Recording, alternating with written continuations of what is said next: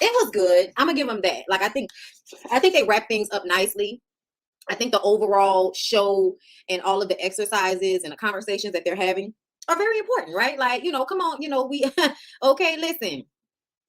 Girl, you gotta look within, girl. Kendra has spent a lot of time being super duper angry about the way she has decided to stay with Jock, regardless to him having babies on her, embarrassing her publicly, cheating on her, this all being on Love and Hip Hop Atlanta, and just being on social media and on the blogs as a whole. This has been incredibly embarrassing. I myself have done commentary on Kendra, calling her a fool. So I absolutely understand how all of this commentary, all of everybody's opinions about her can make her feel bad about her choice to stay in a relationship. But I've always said, at the end of the day, what's between two people is between two people, and that don't have nothing to do with me. So while I might be on the outside looking in, watching you be dumb, I still feel like if you feel like you know better than me, and I hope you do because it's your life, then you make whatever decision you want to make and you move forward knowing that this is my life, this is my decision. If I want to be with this man and I feel like I've waited and it's good for me, I'm going to be with this man.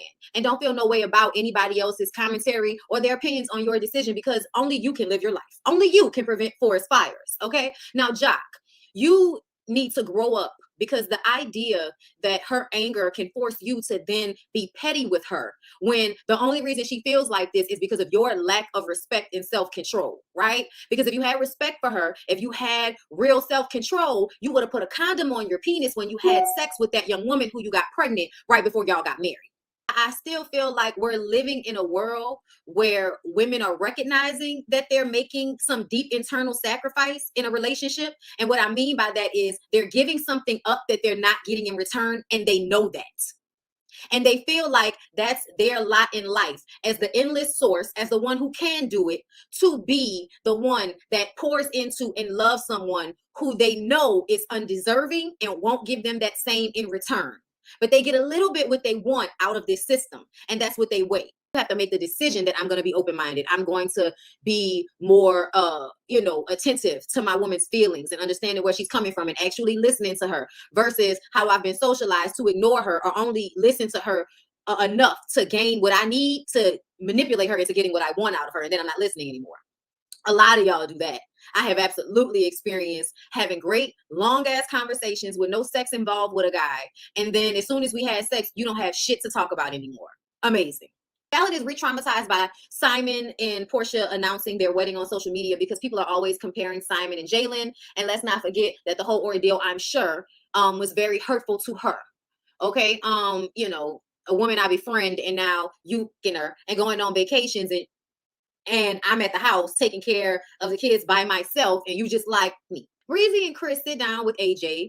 Chris's son thought that Breezy was a man at first. He was cool after he realized that she was in fact a woman, and they, all grew to have a great bond together. The son really loves Breezy, and we already know what it is, because Breezy is going to assume the position as the father-mother. A lot of lesbian women that had to take care of their mothers.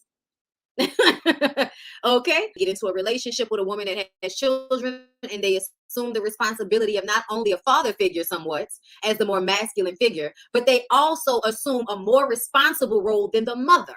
So it's coming from the place of having a mother that didn't have a lot of help, that probably didn't have a village. So what happens? She cracks under the pressure in one way or another, having to handle 3 children or however many children by herself. I think Breezy said she had 2 brothers. So 3 children. So Breezy, as a child, as a young girl, already realizes that she has to now take some ownership of responsibility in this household, when her father decided to run and escape his responsibility.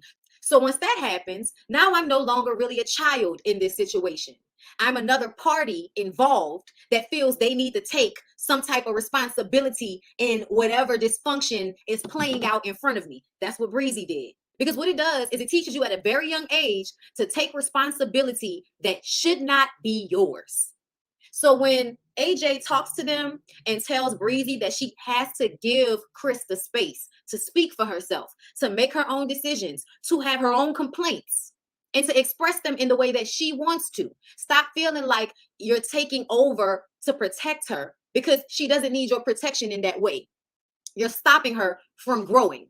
The way people like myself and Breezy, my mother, like the way we would extend our power to people like a fucking Power Ranger and just take it from ourselves constantly and without thought is a problem. Lack of boundaries. And you end up tying yourself out. AJ's advice to Chris: stop seeing yourself as a target and be grateful for the push. Excellent advice. When I'm looking at this situation with AJ and Chris constantly had, even Breezy, they both had a resistance, but especially Chris had a resistance to anything AJ was offering, as if listening to AJ or allowing herself to fully come into her power was in some way going to hurt her relationship. So she would see any advice, any push, any bring up of something negative or uncomfortable as a bad thing, as her, needing to defend herself. And it's like, no, no, no, no, no. Even if it is a bad thing, sit with it, try to understand it. But you have to be able to sit down and look at it and think about it and go through the motions and write the shit down so you can be clear on it. And a lot of people don't want to take the time to do that. So they're going to keep repeating the same mistakes, the same relationships, the same cycle over and over and over again. Fallon and Jalen failed at this situation. And as soon as they didn't get the fire, Fallon goes, "You idiot. This is a representation of our relationship." And she was joking, but it was a way to get her frustration out in a joking manner. And I understood that. I understood that you were joking and you didn't really want him to feel the hurt from your words. That's why you turned it into a joke, but you still needed to get it out. And she's still a little frustrated from the Portia and Simon situation. Know that. But in the moment, you as his woman, you as the person that says you want to be married to him, need to be careful with your words and be more cognitive of the space that he's in.